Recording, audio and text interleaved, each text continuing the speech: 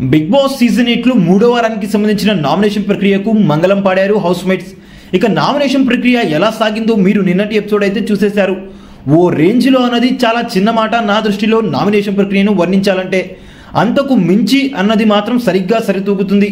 అయితే నామినేషన్ ప్రక్రియ ముగిసిన తర్వాత ఒక షాకింగ్ ఇన్సిడెంట్ అయితే బిగ్ బాస్ హౌస్లో జరిగింది. ఇక అది చూసిన తర్వాత బుర్ర పాడైపోయింది భయ్యా అని అనుకుంటారు.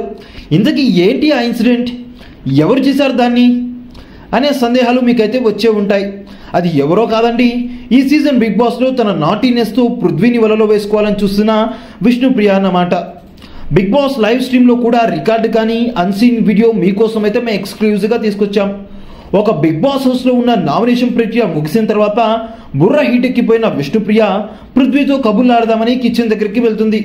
సరిగ్గా అదే సమయంలో పృథ్వీ సీతను గోకుతూ ఉంటాడు. ఇంకా సీత కూడా కావాలని డోస్ పెంచుతూ గిచ్చడం మొదలు పెడుతుంది పృథ్వీని.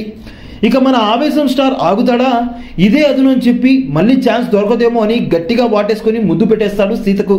ఇక ఇది మొత్తం ఒక పక్క నుంచి గమనిస్తున్న విష్ణుప్రియకి ఎక్కడో బాగా మండిపోయింది. తను ఎంతగానో ఇష్టపడుతున్న వ్యక్తి బిగ్ బాస్ హౌస్ లో తన బెస్ట్ ఫ్రెండ్ అయిన సీతను ఇలా చేయడం, అది నేను లవ్ చేస్తున్నానని తెలిసి కూడా నా ముందే ఇలా చేశారని బాగా డిప్రెషన్కి లోనైంది విష్ణుప్రియ.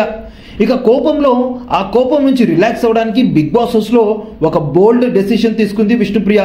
అందులో భాగంగానే తన కాళ్ళని ఎప్పుడు నడవని ఆ రూమ్ వైపుకు తీసుకెళ్ళింది. స్మోకింగ్ రూమ్కి వెళ్ళేసి ఒక చైన్ స్మోకర్ ఎలా తాగుతుందో అలా తాగేసింది సిగరెట్లను.